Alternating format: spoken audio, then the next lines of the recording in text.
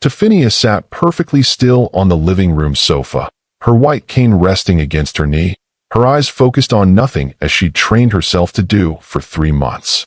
In the study 20 feet away, her husband Lesbern laughed, the Real laugh he never used with her anymore, and his mistress Shanice giggled in response. "She literally has no idea," Shanice said. "I could walk naked through this house, and she wouldn't know." "That's the beauty of it," Lesbern replied. "She's completely helpless. Blind, dependent, basically a child. The lawyers say we can have her declared incompetent within 6 months.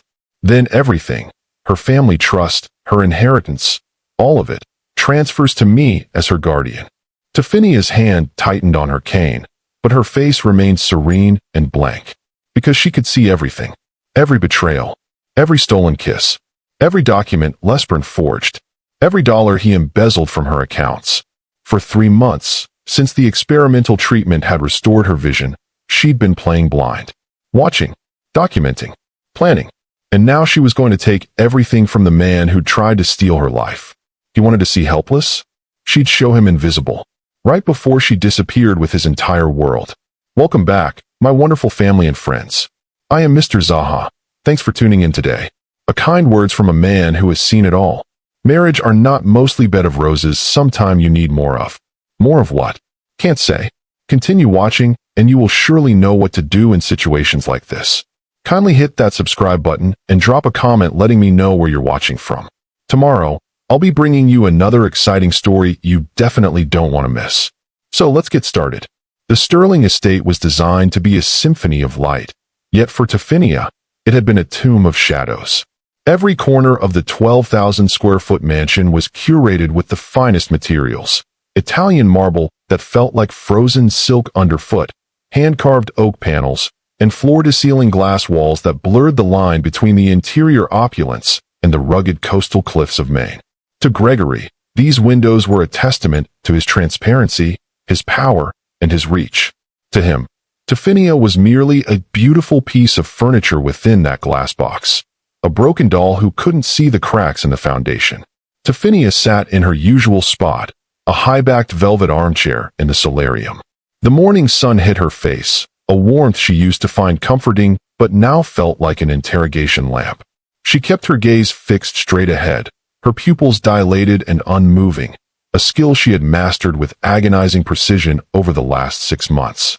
She heard the distant, rhythmic thud-thud of Gregory's expensive sneakers as he descended the grand staircase. He was humming a Johnny tune, a melody she recognized from a Broadway show they had seen years ago, back when he still looked at her as a partner instead of a liability. "Good morning, my beautiful girl," Gregory said, his voice booming with a forced cheerfulness that set Tefenia's teeth on edge. She didn't flinch as his hand brushed her shoulder. "Good morning, Gregory. You sound energetic today. Big day at the firm, Taffy. We're closing the Henderson acquisition. It's a legacy move. Once this is done, the Sterling name will be untouchable." He moved toward the sideboard, the sound of crystal clinking against crystal echoing in the high-ceilinged room. He was pouring himself a scotch at 9 in the morning. Tefenia's peripheral vision caught the movement. She saw him clearly, his tailored navy suit, the slight silvering at his temples that gave him an air of distinguished authority, and the way he checked his reflection in the mirrored backsplash, adjusting his silk tie with a smirk. But she also saw what he thought was hidden. She saw the flash of a notification on his phone, which lay face up on the counter. A text message from a contact saved only as M. "Can't wait for tonight. The suite is booked." Tefenia's heart hammered against her ribs, a frantic bird in a cage, but she kept her breathing shallow and rhythmic. "The Henderson deal," she said softly. "You've been working on that for months. I suppose you'll be working late again." "I'm afraid so, darling. It's the price of the life we lead. But don't worry, I've told Mrs. Higgins to prepare that lobster bisque you like for dinner. I'll try to be home before you're asleep." He walked over and kissed the top of her head. In the past, she would have leaned into his touch, seeking the anchor of his presence. Now, she had to fight the urge to recoil. As he leaned down, she saw, truly saw, the faint, smudged crescent of coral-colored lipstick on the underside of his collar. It was a careless mistake, the mistake of a man who believed his audience was blind. "Go," she said, forcing a faint, wistful smile. "Don't keep the world waiting, Gregory." As soon as the heavy front doors thudded shut and the gravel crunched under his Aston Martin's tires, the blind woman vanished. Tophinia stood up, her movements fluid and confident. She didn't reach for the white mahogany cane leaning against her chair. She walked straight to the kitchen, her eyes scanning the room for any sign of the staff. Mrs. Higgins was in the garden. The cleaners weren't due until noon. She reached into the depths of the pantry, behind a row of artisanal oils, and pulled out a small, high-definition camera she had hidden weeks ago. She swapped the memory card with the practiced ease of a diamond thief. Returning to her private study, a room Gregory rarely entered because there was nothing in there for a blind woman to do. She sat at her desk. She didn't use the Braille keyboard. She opened a hidden partition in her desk and pulled out a sleek, state-of-the-art laptop. The screen flickered to life, the brightness stinging her eyes for a moment. She began to scroll through the data. Over the last few months, Tophinia hadn't just been recovering her sight. She had been recovering her life. When the chemical spill at Gregory's chemical plant 3 years ago had robbed her of her vision, the doctors called it a tragic anomaly. Gregory had played the grieving, supportive husband for exactly 6 months before the pity turned into boredom, and the boredom turned into betrayal. What Gregory didn't know was that Tophinia was a forensic accountant by trade before they married. She knew how to follow the money, and the money was screaming. She watched the footage from the camera she'd hidden in his home office. There he was, 3 nights ago, sitting at his desk with a woman Tophinia recognized as Maya, the daughter of his primary competitor. They weren't just having an affair. They were discussing the systematic hollowing out of Sterling Industries. Gregory was funneling assets into offshore shells, preparing to declare the main company bankrupt, conveniently wiping out Tophinia's marital trust and the disability settlement she was owed. "He isn't just leaving me," Tophinia whispered to the empty room, her eyes filling with tears she refused to let fall. "He's erasing me." The cruelty of it was a physical ache. She remembered their wedding day in Tuscany, the way he had whispered that he would be her eyes if the world ever went dark.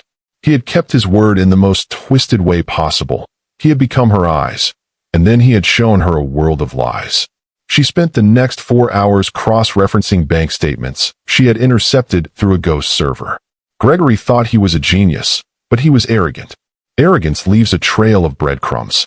She found the Project Icarus file, a plan to liquidate the estate and move to Singapore with Maya, leaving Tophinia with a modest, court-mandated stipend in a managed care facility. He was going to institutionalize her. A cold, hard resolve settled over her.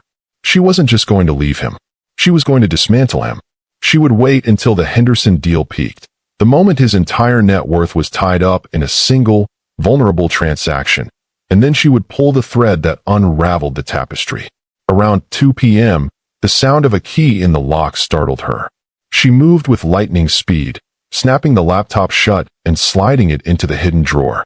She grabbed her cane, sat on the sofa, and threw a cashmere throw over her legs just as the door opened.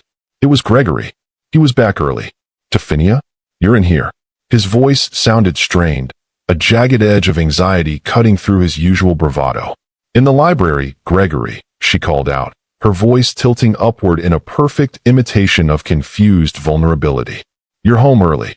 Is everything all right?" He appeared in the doorway, his jacket off, his tie loosened. He looked disheveled. "The Henderson deal, there's a hiccup. Some anonymous whistleblower flagged our environmental compliance records. The SEC is sniffing around." Tophinia felt a surge of grim satisfaction. "I sent that tip 3 days ago." "Oh, Gregory, how awful," she said, reaching out her hand into the empty air, feigning a search for his. He took her hand, his palm sweaty. He sat beside her, burying his face in his hands. "If this deal falls through, we lose the bridge loan. Everything is leveraged against it, Taffy. Everything." "You'll fix it," she said, her voice dripping with a faux sweetness that felt like poison in her mouth. "You always do. You're the smartest man I know. You see things other people don't." He looked up at her then. For a second, Tophinia feared she had overplayed her hand. He stared into her eyes, those beautiful, clear, amber eyes that saw every bead of sweat on his forehead. "I don't deserve you," he whispered, and for a fleeting moment, she saw a flicker of the man she had actually loved. A ghost of the Gregory who used to bring her wildflowers. "You're the only thing in my life that isn't a mess right now." Then hold on to me, Gregory, she said, her heart cold. Hold on tight. As he pulled her into a hug, leaning his head on her shoulder, Tophinia looked over his back. She looked at the expensive paintings on the wall, the gold leaf molding, and the vast, empty ocean outside. She saw the lipstick on his collar again.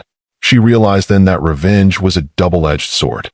To destroy him, she had to stay in this house, in this lie, for weeks longer. She had to let him kiss her.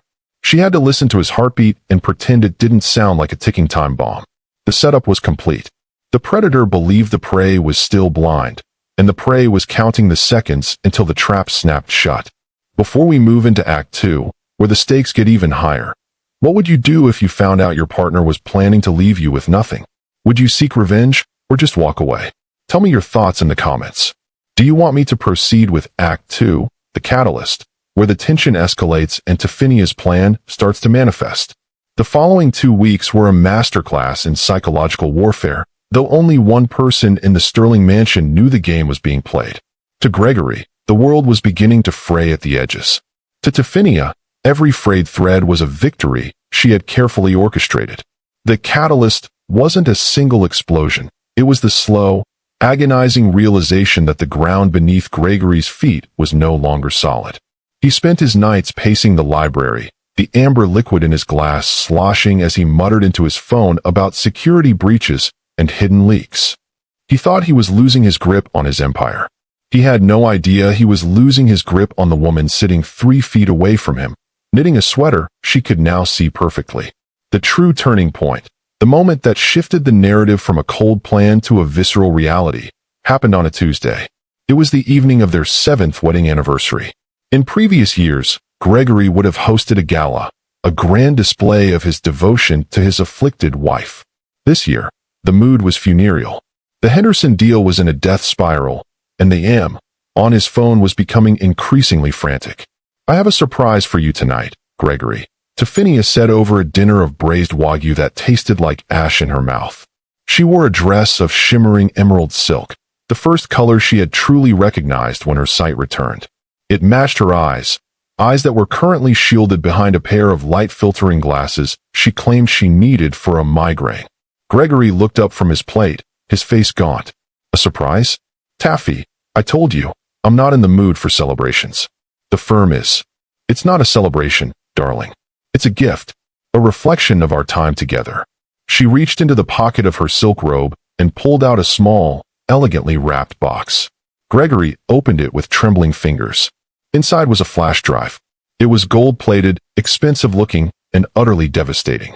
What is this? He asked, his voice cracking. It's the audio from our first dance, she lied, her voice a soothing balm. I had a sound engineer clean up the background noise from the ballroom. I thought, since I can't see the video, I'd like to hear us exactly as we were. Gregory's expression softened for a microsecond, a flash of genuine, pathetic guilt. That's very thoughtful, Tophinia. I'll listen to it later. No, she said, her voice dropping an octave. Listen to it now. I want to share the moment with you. She had already set the laptop on the sideboard. Gregory, defeated by his own shame, stood up and plugged the drive in.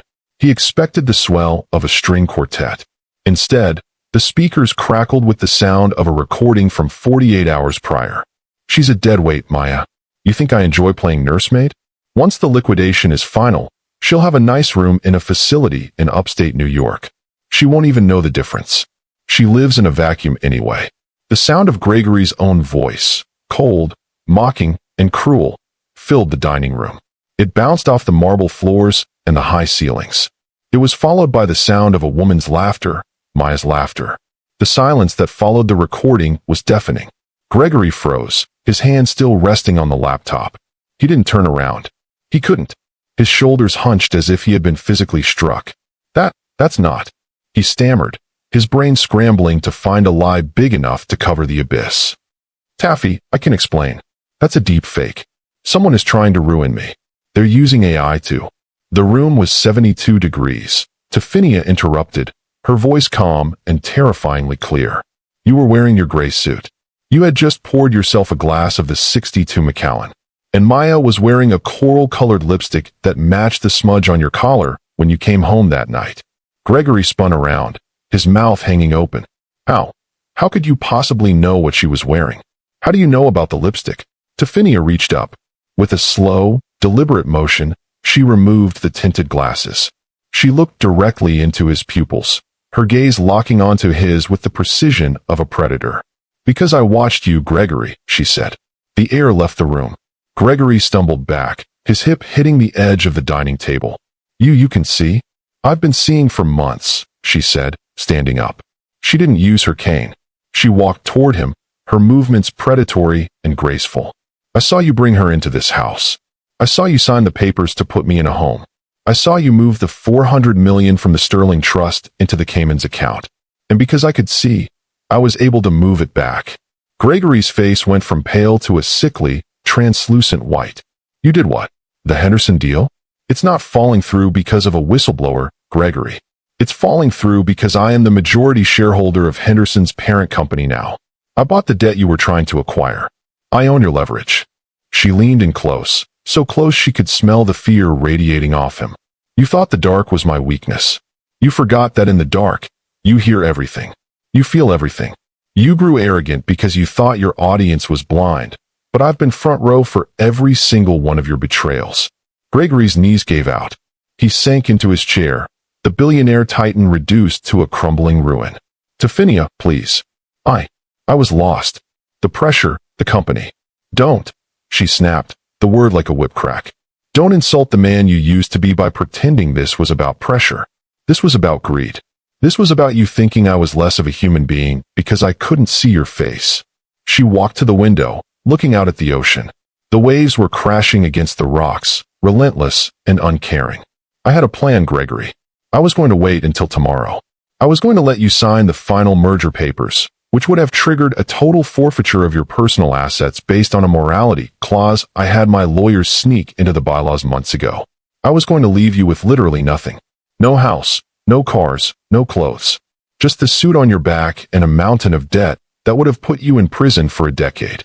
Gregory let out a jagged sob. Why are you telling me this now then? Why not just finish it? Tefania turned back to him.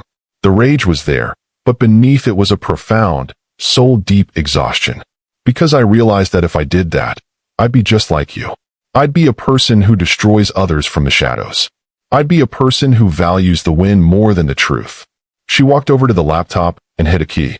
A document appeared on the screen, a divorce filing, but with several sections highlighted in yellow. I have the power to ruin you, Gregory.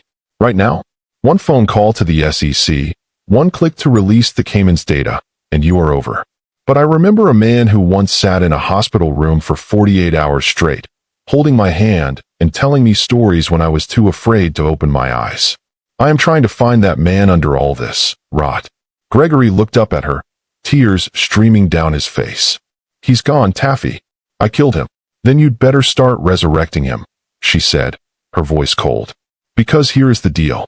You are going to sign over 51% of Sterling Industries to a charitable trust I've established for victims of industrial accidents, starting with the people you heard at the plant.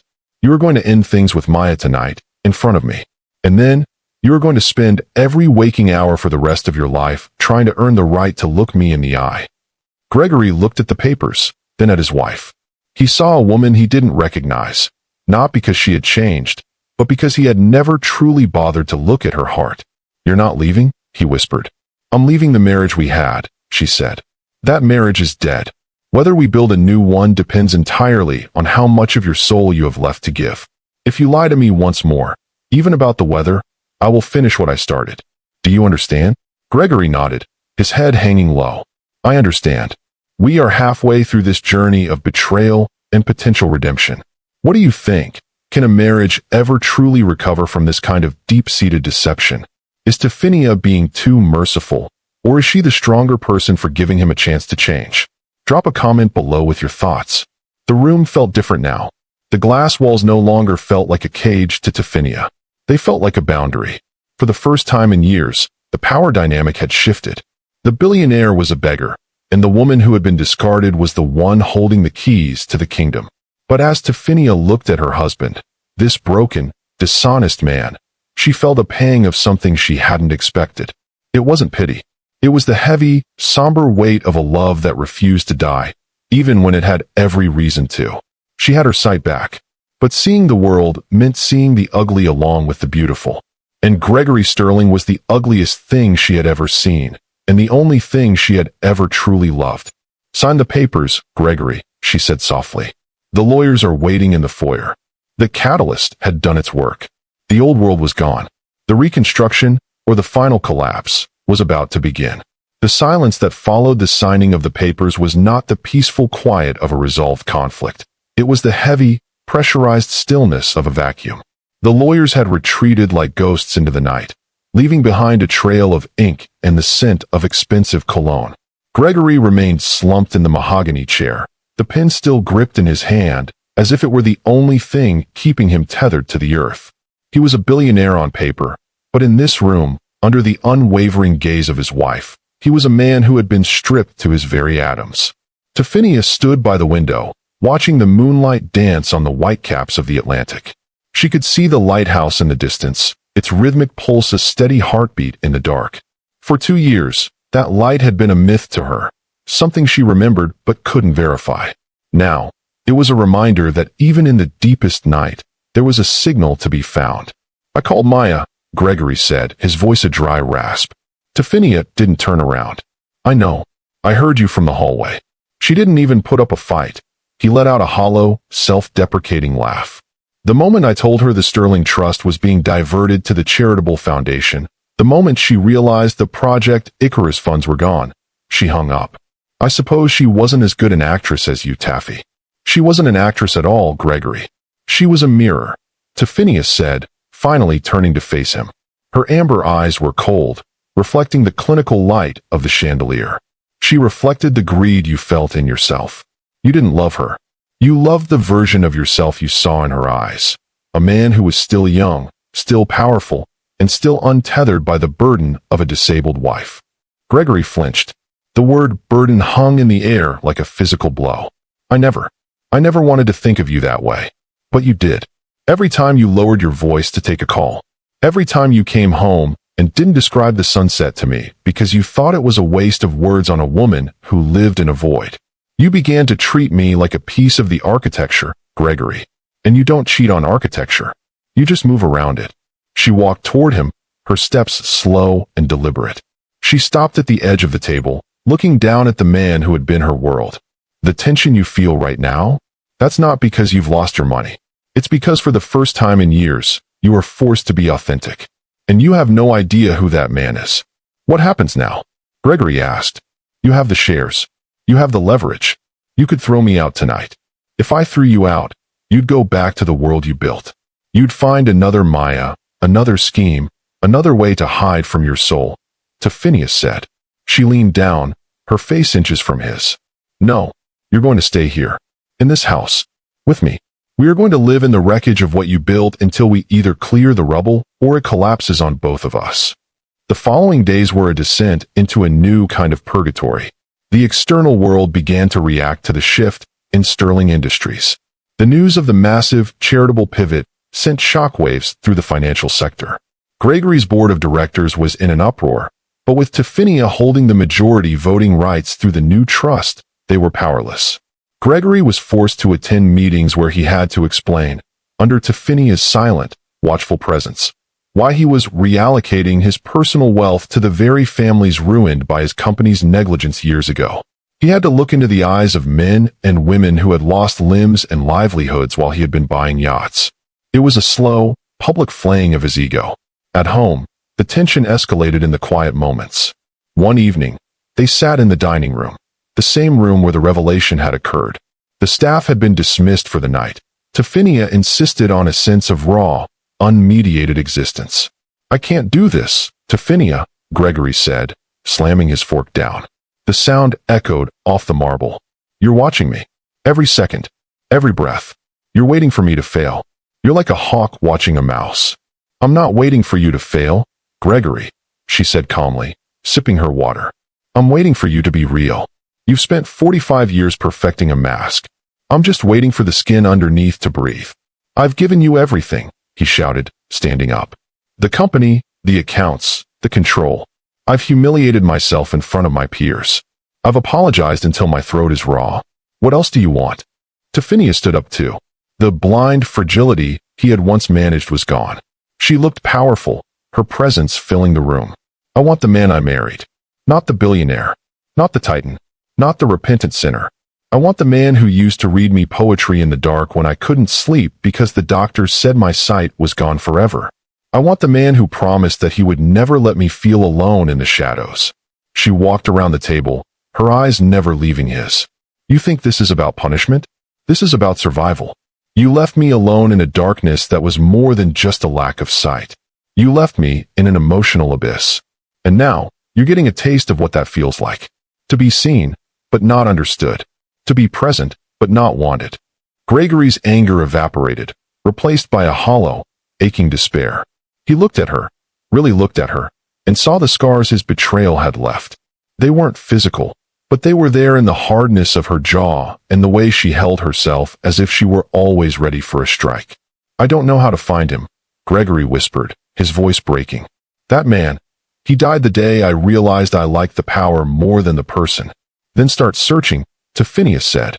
That night, for the first time, Gregory didn't sleep in the guest wing. He sat on the floor outside their bedroom door. He didn't knock. He didn't ask for entry. He just sat there, in the hallway, in the dark.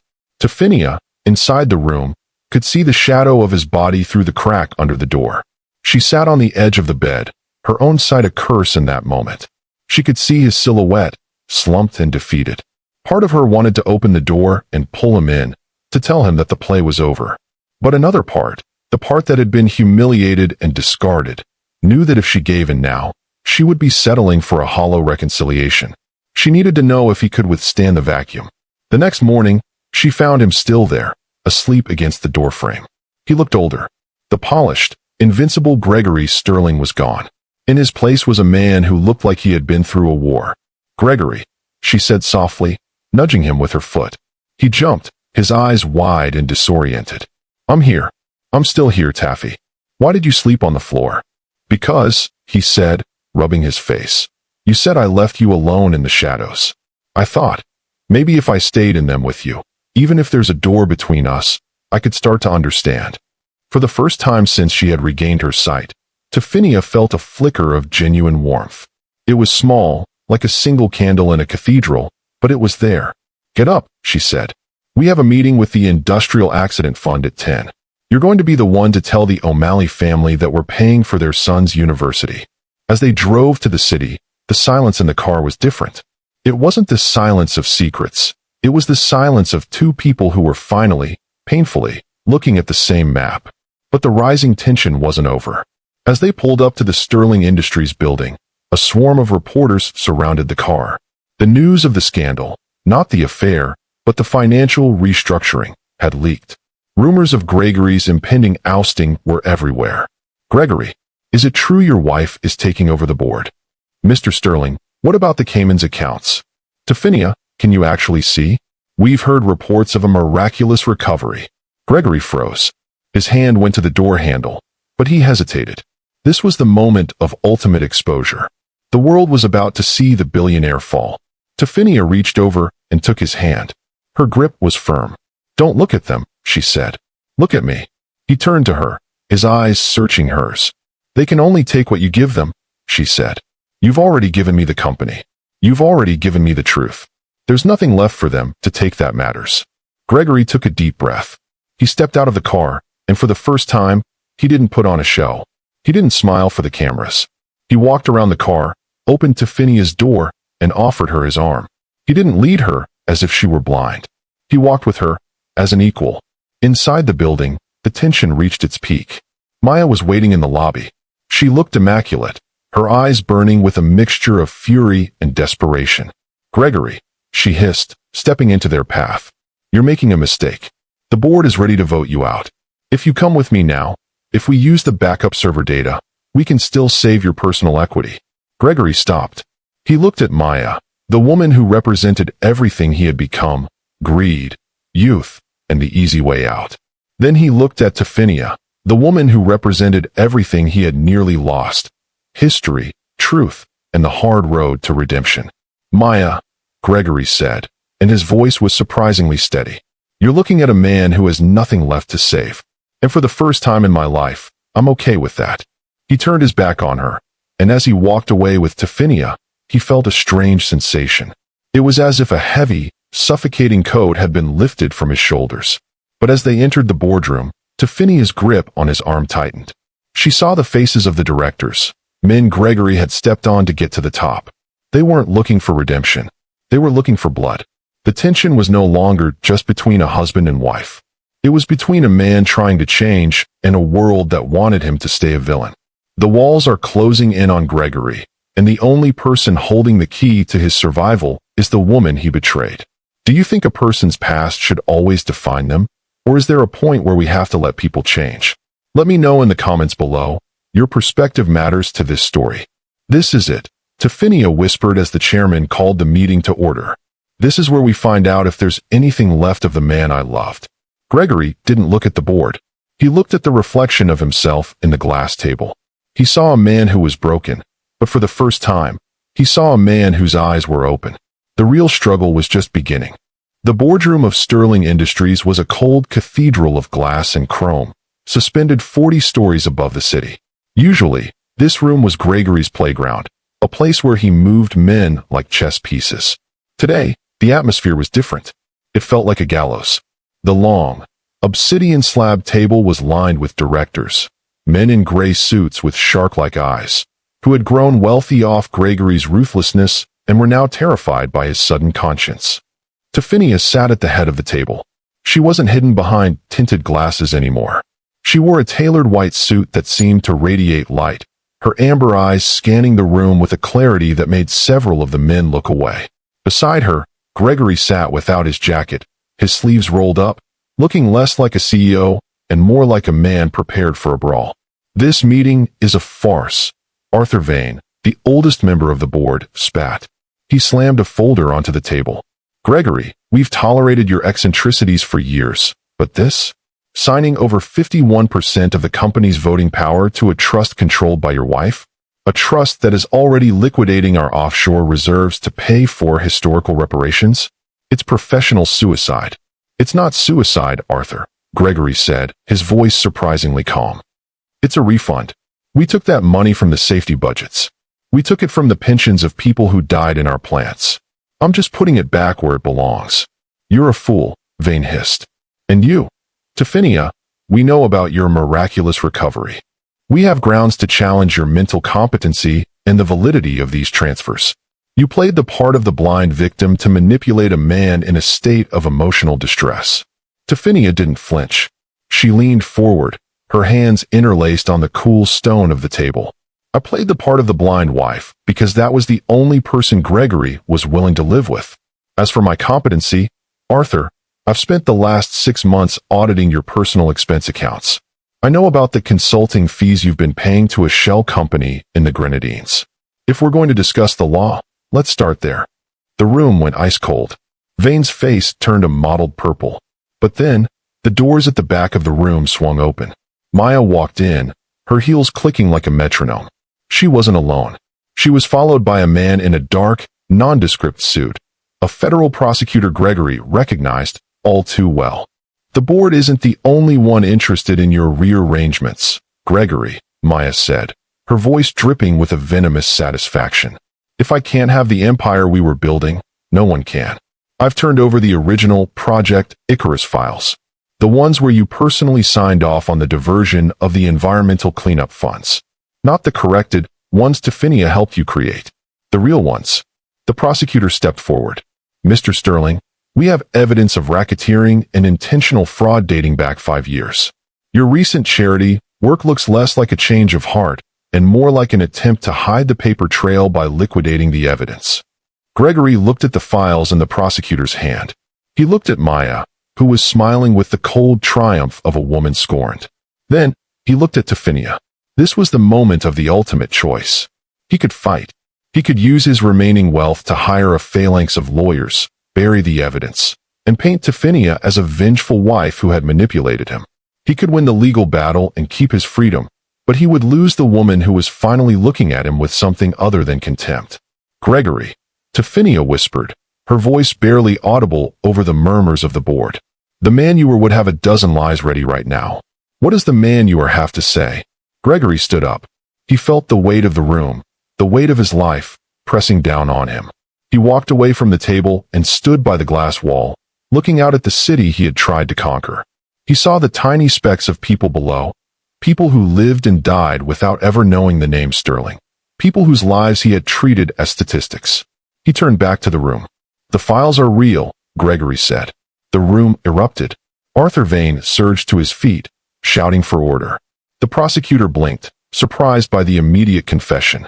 Maya's smile flickered, then vanished. She had expected a long, drawn-out war that she could profit from. "Gregory, shut up," Vane screamed. "No," Gregory said, raising his voice. "I've spent my whole life being the smartest man in the room, which really just meant I was the best at lying to myself. I signed those papers. I diverted those funds. I did it because I was greedy, and because I thought I was untouchable." He walked toward the prosecutor. "I'll cooperate. Fully. I have the keys to every encrypted server, every offshore shell. I'll give you everything you need to prosecute the board members who were in on it with me." He looked at Arthur Vane, whose face was now pale with terror. "But," Gregory continued, his voice hardening, "the 51% stake stays with the Sterling Trust. That money is already being distributed. You can take me to prison, but you aren't taking that money back from the families. It's out of my hands. It's in hers." He gestured to Tefania. The board members began to scramble, calling their own lawyers, some even heading for the exits. The prosecutor stepped toward Gregory, but Tefania stood up and intercepted him. "He's not a flight risk," she said firmly. "He's a witness. And if you want the evidence that will actually stick to the rest of these men, you'll give him 24 hours to finalize the trust transition. He stays with me." The prosecutor looked at the chaos of the boardroom, then at the unwavering woman standing in front of him. He nodded slowly. 24 hours, Mrs. Sterling. We'll have a car at your estate tomorrow morning." As the room cleared, leaving only the two of them and the ghost of their former life, Gregory slumped against the table. The adrenaline was fading, replaced by the staggering realization of what he had just done. He had just handed himself a prison sentence. Tefania walked to him. She didn't stay at the head of the table. She came to his side. "Why did you do it?" she asked. "I could have helped you fight that. We could have found a way to blame Maya." "Because I saw you," Gregory said, looking up at her. His eyes were red-rimmed, but they were clearer than she had ever seen them. "If I had lied today, I would have gone back to the dark. I would have been blind in a way you never were. I don't want to live like that anymore, Taffy. Even if I have to live in a cell, I want to be able to look in the mirror and see a man instead of a ghost." Tefania reached out, her fingers trembling as she brushed a stray lock of hair from his forehead. This was the man who had been buried under layers of gold and arrogance. He had finally dug himself out, and he was bleeding. "You're going to lose everything, Gregory," she whispered. "The house, the cars, the status. People will whisper your name like a curse." "I already lost everything that mattered a long time ago," he said. He took her hand and pressed it to his cheek. "I'm just glad I was able to see you one last time before I go." Tefania felt a sob catch in her throat. She had planned this for months as a victory. She had wanted to see him broken. But now that he was, it didn't feel like a win. It felt like a shared tragedy. "You aren't going alone," she said. "Taffy, no. You have to stay. You have to run the trust. You have to be the one to do the good I didn't." "I will," she said, her voice growing stronger. "But I will be there every visiting day. I will be there for every hearing. And when you come out, I will be the first thing you see." Gregory pulled her into his arms, and for the first time in years, the embrace was honest. There were no sense of other women, no lingering lies, no hidden agendas. There was just the heart-wrenching, beautiful reality of two people who had found each other in the middle of a shipwreck. In the distance, the sun was beginning to set over the city, casting long, golden shadows across the boardroom. The glass walls that had once been a cage were now just a window to a world that was vast and unforgiving, but finally, truly, visible. Tefania leaned her head against his shoulder. She could see everything now, the pain, the ruin, the long road ahead. But as she closed her eyes, she realized she didn't need them to know that she was finally home. The climax has passed, and Gregory has chosen truth over his own freedom. It's a moment of radical accountability.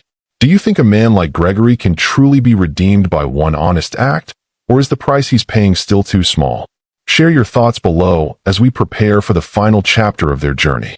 Do you want me to proceed with Act 5, Resolution, where we see the aftermath of the trial and the beginning of their long road to reconciliation and a new life? The morning the federal agents arrived at the Sterling estate, the air was crisp and smelled of salt and pine. The mansion, once a monument to Gregory's ego, stood silent. The fleet of luxury cars had already been towed away, seized as part of the massive restitution agreement Tophinia had negotiated. The marble halls were empty of staff. The friends who had toasted Gregory's health for decades had vanished like mist in the sun. Gregory stood on the front steps, a simple duffel bag at his feet. He wasn't wearing a $3,000 suit. He was in a plain sweater and jeans, looking smaller than he ever had, yet somehow more substantial. Tophinia stood beside him. She held his hand, her grip unyielding. For the last 24 hours, they hadn't talked about the company or the trial. They had talked about the early days, the tiny apartment they shared in the city when they were first starting out, the dreams they had before the money became a wall between them. "It's time," Gregory said, watching the black sedans wind their way up the driveway. "I know," Tophinia replied. She turned him to face her. "Gregory, look at me." He did. He didn't look away, even as the blue and red lights began to flash against the glass walls of their home. "I spent a long time hating you," she said, her voice steady.